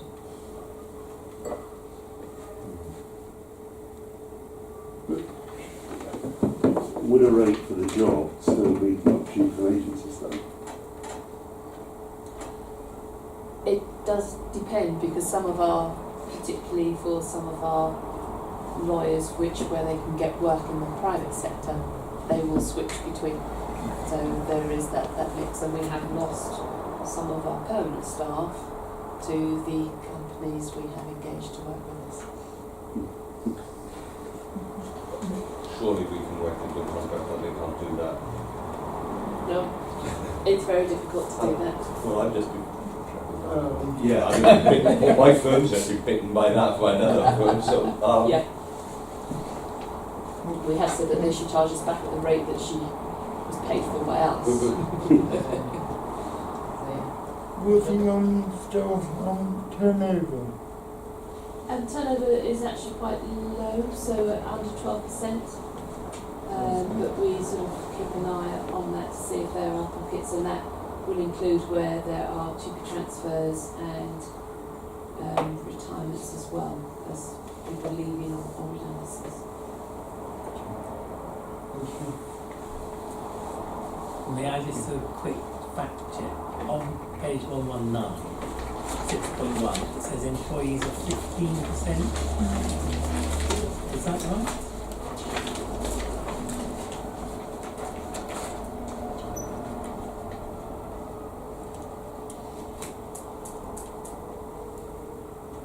I think if you look at the salary, yes. So salary budget of 90 million is 500 million. That percentage looks Low. That percentage looks low actually.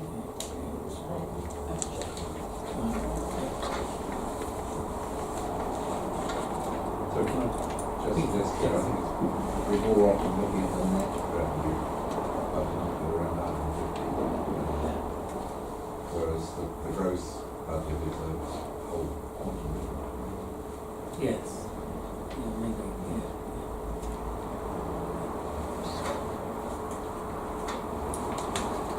Any other comments or points about the vacancy report? My passing thought about this is when these reports come back to us after subsequent meetings, it'd be very useful to have the table that is on page 123 and 124 being presented, so we can see how the vacancy rate is moving quarter to quarter. Yeah, I think a general trend analysis is something that I think we all benefit from, and that's in a number of different areas. And I know that's what is a bit of work to set up. I get that, I'm sorry. But I just think, because you have it in your mind, you know that these things are going up and down, and this is a pattern, and that was normally, we just don't. So understanding the sort of the trend analysis over whatever period that you think is suitable, and whether or not it's quarterly or annually, will depend on the period that you think is suitable. I think it would be hugely beneficial, especially in certain areas where you know it's going to pique our interest regardless, because you know coming into this this evening that showroom, the CSF is going to be of interest. Yeah. So let us move on to item 8, the work programme for the coming year, there's a possibility of maybe 2 or 3 additional meetings, or I suppose more if we so desire. But before we talk about meetings, perhaps we should consider the topics that have already been proposed. They're at point 3.2, where there are 4 topics mentioned that come from the minutes of the previous meeting. There's also the 5th topic, an additional topic suggested by Caroline about client financial affairs service. I'm not entirely sure what that means actually. So that's the service I was referring to earlier, where we look after people's money. So we become the appointee or protection person. And then I think there's also potentially a 6th topic around debt management, and also any other topics people might like to suggest. Owen. If I could, I'd just make a generic point about this, is that I think we're sort of fishing in other people's ponds to a certain degree in a couple of these topics, is that we're meant to be looking at the financial information and financial management rather than the service provision and the service decisions. We have good committees who do that kind of stuff. So looking at transport services or whatever else, that's very much the business, I believe, of a different committee to dive into and to similarly, overspending the green spaces budget. While interesting, I'm sure the Greens, whichever committee it is that look into green spaces, will be looking into that in detail. My concern probably is more, as I've said ad nauseum now, I'm sure, is how we do financial risk management, how we do contingency planning, how we do budgetary forecasting. Add to that a question on debt recovery, because that's probably not covered anywhere else. And also maintaining the decision to look in the Council's approach to commercialisation and the issue of trend analysis. For my mind, that's where this class group should be looking, rather than at the service provision, which we know other committees and other commissions look at. It's a lot, I make no apologies, it's a lot drier, it's a lot more process driven, it's a lot less interesting. It's not going to attract the public's eye, I'm sure, but I think nonetheless that is the role of this group rather than those other things.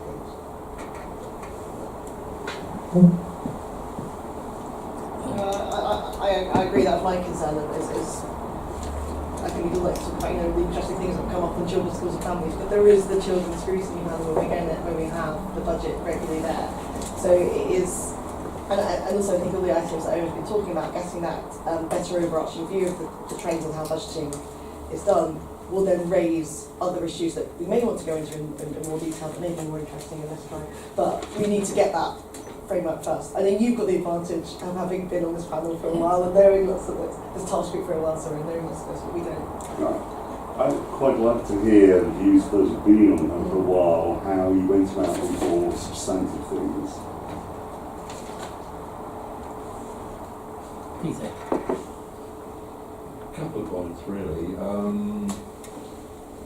Let me take the asset management one at the top there. I think you've seen the evidence that the amount of the rent roll has increased. I think that is not uncorrelated with our asking for a review of how effectively we were working on assets. Being dissatisfied with the first report we got, asking to keep taking a loan rather than details. So the act of asking for a review of the financial status of a particular service area is somehow, does actually result in there becoming more productive.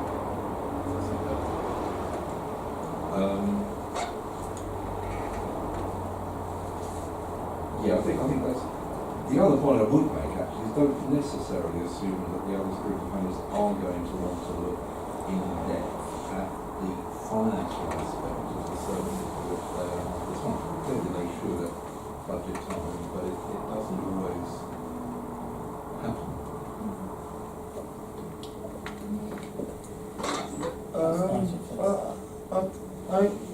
I would like to see on a with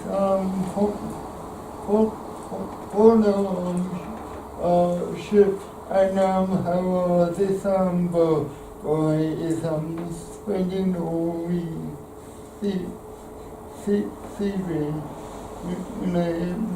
with the management and also the other subject is the external firm, which is linked with this council, which is called Merton, the fundamental limits. Because I think this needs to be exposed, not be hidden, and anything portion we are aware of it. Just also to come back to your question, Paul, about how we've managed in the past. My take on this was that at the corporate level, a lot of this was being covered by general purposes and standards. So when I was on general purposes and standards, we did go through the risk stuff. And we approached risk really on the basis of what the internal auditor and the external auditors told us. So I think it was fair to say that this committee tended to approach it much more on a deep dive basis and say we can add value by really getting into the nitty-gritty financial aspects. So the thing that perhaps springs to mind most was the costs of the public events like the fireworks, the music concerts, we got from the tenants. So in previous years we were looking detail to try and tease out efficiencies and cost savings. So I think perhaps what you're proposing as an alternative proposal is slightly different to the way we've operated in the past. No, it's just actually, it may be a controversy, but how do you have that greater magnifications where we're just trying to talk about looking at risk as overall, looking at how can we have those small controversies rather than particularly looking at the more departmental level items, and perhaps a few of these, well, we're going to have a committee meeting for every month with a list that we Yes. a few of these may be worth referring to committees and hearing back from them to see if they can take this and where possible work with that board. If I can answer your sort of point directly,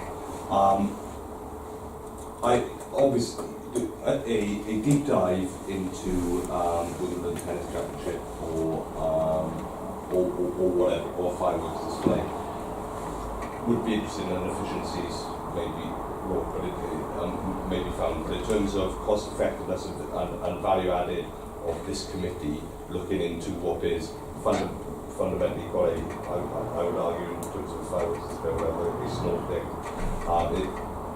I don't see as that being the direction we should go.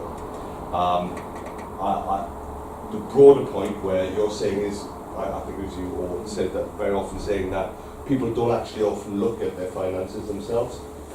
Perhaps, you know what I mean, and that is the case. But nonetheless, until I feel that, I can only speak for myself, but I'm aware that other newbies here are familiar enough with the core functions and the core processes of how risk management is done, contingency planning is done, budgetary forecasting is done, trend analysis is done. No matter what we dive into, I'll be asking the same question, which is how, as according to page 198 in this, you manage the risk as part of the financial process.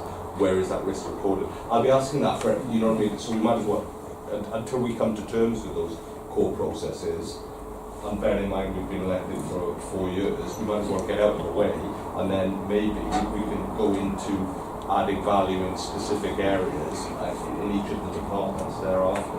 Would be my sort of macro work scheme, for want of a better description, but looking at it as a 4-year process. I would argue he's not either or. I would be very reluctant to stop the deep diving. I think there's some deep dives that need to be done, and if we don't do them, then we'll just fall by the wayside. Veolia and ID Verdi, that's where I'd like to deep dive and see what's happening. And the idea of not doing that and just thinking about a process for a couple of years, I think would work. Please, no, I totally agree. I'm not planning to look at processes for 2 years. I think a lot of these are asked questions, made comment. You know what I mean? A lot of them are as much education as anything else. I think it's, get as much of that kind of those core processes overdone quickly, and then once we understand that. But also for things like ID Verdi or whatever, I don't think they can be done concurrently, because that isn't about it isn't quite about budget forecasting or whatever. What you're asking about is relationships. The same with you with the property vehicle that I always forget the name of. I think, you know what I mean, there's certain things that can be done concurrently, but other things we need to understand core budgetary processes before we can comment on. May I therefore make a suggestion that we put into our work programme financial risk management, contingency planning and reserves, which is linked to contingency funds and reserves are connected, and then commercialisation. So that gives us three, as it were, strategic issues or strategic views, and then we have two deep dives, one on, or maybe it's three, Viola, ID Verdi and Merton. So three deep dives and three strategic reviews. That doesn't include debt recovery, would you be happy knocking out the long runs? Well, but we can't do everything. We can't do everything straight away, can we? Yeah, so there's one happy man. I'm going. I'm just conscious on the two deep dives that Viola and Avivela are contracting. I'm just trying to, again, how can we add value across the board rather than specific exchanges? Well, I think possibly the value we would add would be understanding, challenging what has happened to get us into the current situation where we're not totally satisfied with arrangements and financial consequences. So there would be a bit of lessons learned. My only question on the one is that it's only just started, isn't it? I'm not really sure what we'll be looking to achieve. I get understanding our relationship with the property vehicle. I also get understanding our relationship with sort of external management of green spaces, because that's been on a bit longer. I would just argue that with regards to waste management, it'd be quite nice to see it laid out, and to actually have something to make comment on, really, because otherwise we're just making comment on an abstract contract rather than financially how it's playing out. I see the audience shaking their heads. Maybe we should ask. We'll ask Caroline for some guidance. It's been going for a year. April last year it started. So it's a year and a half. Before we ask Caroline for some guidance, Paul, back to comment. I think, our lecturer that wants us to look at this in a big way, I think I wasn't totally satisfied with the answer about penalty clauses. The stories like, I'm being told yes we're enforcing these, and then when we deep down it's a vaguer answer. So I would like us to have to start doing that. I think there's an imperative to do that. But this is probably it's regularly on the stable committee's agenda, and they investigate. And I think it's one where they do actually. I'm not on it. Is anyone here on it? But I think they do actually look at the budget. So at the very least, before we agree this, I want us to check with the chair of SOSCOMs to see, like, are they going to be investigating the contract? Because that is a full panel, and that has more power. I'm not trying to downplay this. I think this is these contracts are really important, and we do need to be investigating them. Who's on SOSCOMs? think that they're looking more at performance Right. rather than the finances. Sure, right. To be honest, And that's the distinction, and that was one of the reasons for having this. yeah, project. I think it's, to be honest, having listened to the other one, I think it's probably fair enough then, really. But what I don't want to happen is you can get that every year that we're doing this, you know what I mean? We examine a contract, see how contracts go and make a recommendation. If we can only do 5 topics or 6 topics, say 3 macro and 3 deep dives, we don't want to be deep diving the same thing every year. My suggestion was to lay it into year 2 for if we're in year 1 for or but if we do, I don't want us to, you know, deep dive the same contract every year, if that makes sense. Does that make sense? You know, if you want to do it now and get that, yeah, I think that's perfectly reasonable, but I don't think we just keep on digging the same furrow. And more clarity. I mean, it's not just the performance, but also to make it more transparent. More transparent. You mean outsourcing it? No. With the because whichever we get, I want to see if there's nothing hidden. I want to see it transparent. Increase the transparency of the contracts. Yeah. I think that's something that will be achieved if we do deep dive into those two areas. Not necessarily. Because of commercial confidence. Some of the papers have been confidential items, so the transparency for members, but not necessarily for the public. So But that's always the nature of things. yeah, just like that. Yeah, that's always the nature. And I suppose, but that's different from what I thought you were asking for on the first bullet point through questions. So that's quite a fundamental report I now think that you want, which would need to come from the service. Yes, but that is possible. It's just suggesting it's not one of our early meetings. I don't think it's the right time for an early meeting. So kind of year two items.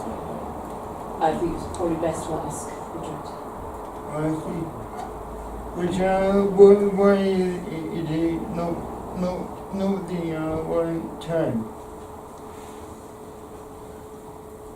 Because of where we are in the cycle of the works and the changes that are going on.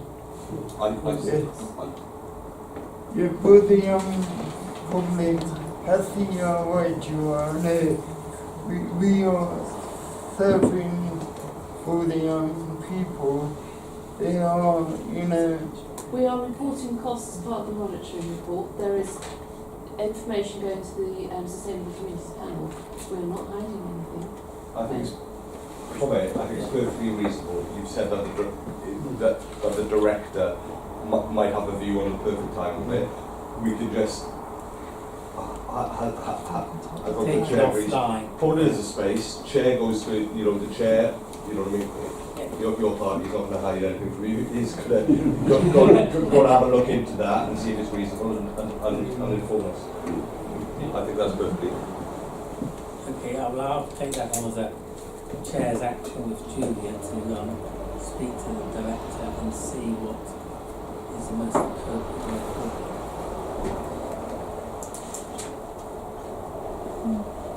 Are we, though, agreed that financial risk management, contingency and reserves, and commercialisation are the 3 macro reviews? I'm more interested in how budgetary forecasting is actually done than I am in commercialisation. I'm generally interested in the processes that the different departments use to do budgetary forecasting. Is that the view of others as well? It does appear. We can proviso that it's going to be very much a learning process. That will be a teacher. I'm sure it will be. Yeah, but I think that's critical to understanding the. Because it informs the work of you two on this. Yeah. I'm also, big organisations, also convinced that, well, not convinced, but I also suspect that when you look into budgetary forecasting, different teams will have different nuances, and then suddenly it becomes exposed why some people have greater variance than others. I think it isn't just, so to be clear, it isn't just budget allocation. I do actually think that when one digs into processes that are used for budgetary forecasting, you do find a variance and a different in the way that people do business that leads to a difference in the outcomes people have and why some people are better hitting the mark than others. And I'm assuming that will be our next meeting because it should be easy. Otherwise you keep asking the questions and it's only three meetings. Get over that with. Well, fingers crossed. And I suppose that will be easy for officers to do because they've just been through a budgeting cycle. I'm sure that's what they'll all be thinking when they find out. We may come back to you as to sort of have this go. I think it's. I think the timeline that you deliver it, you just work out, break it off when it is delivered. I think, to be honest, rather than us saying that's meeting one now, I think it's just a little bit of to and fro. That the chair will, that we will do it on behalf to work out the work plan and place it over the next 12 months. Yeah. It's just what we want to do and where it is best is for directors and officers to work out with the chair. Fine. Well, I think we know what we're doing. We've got our 4 topics. Just to reiterate: budget forecast process, financial risk management, contingency funding and reserves, and then commercialisation, which is the lower of the 4 priorities. I think we know we want to do deep dives into our 3 big contractual relationships. We have to work out with the director concerned exactly when it is appropriate to do those, which may mean they get deferred into year 2, in which case we may want to consider other topics for deep dives in the current year. And I think until one's had those conversations, one won't know. I think that's what we're planning as a work programme. I think perhaps now we should just visit the meeting dates. There's a meeting proposed for the 13th of November, the 25th of Feb, and possible meeting in July. Page 131.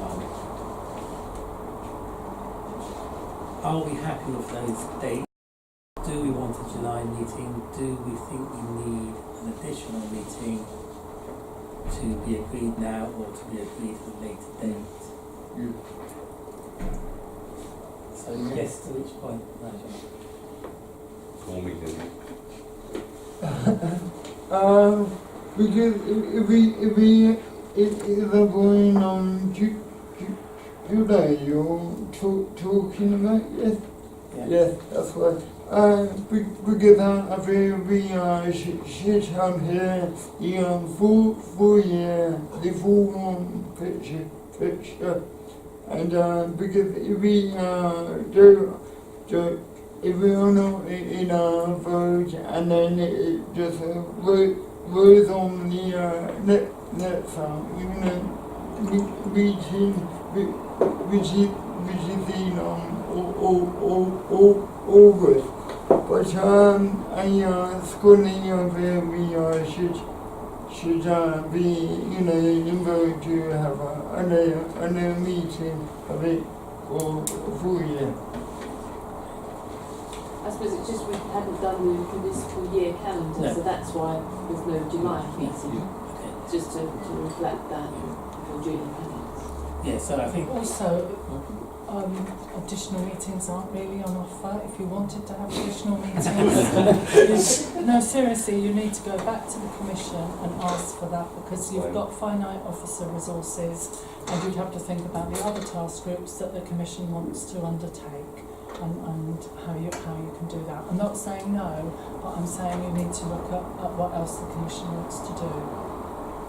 So 4 is what has been Four's what you've got. agreed by the Commission, so that is what we've got, and that's one for each quarter for the financial management reports. Some of these things could possibly be taken as papers rather than discussed in the meeting, actually.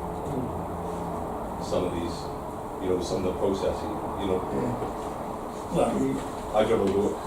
I have a feeling that we're going to question the processes quite to quite an extent. Just only one meeting said that. I think probably where we're at is Julia will consider when the July meeting will take place given the corporate calendar, and at the November meeting we'll digest it where we are. We can consider whether we want to make a case to the Commission for granting us resources for additional meetings, or whether we think our meetings as currently diarised are adequate for the work we wish to do.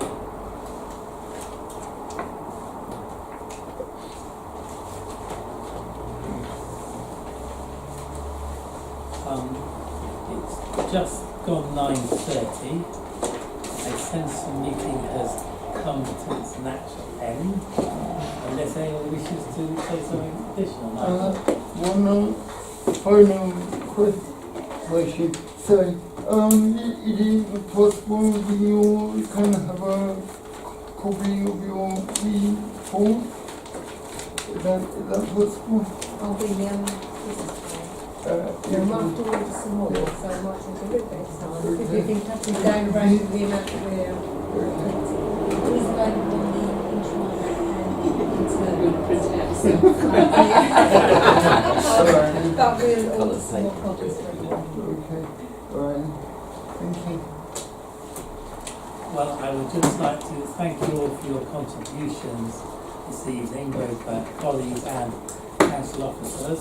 I would also like to thank members of the public for attending, and look forward and hope that you will attend our November meeting.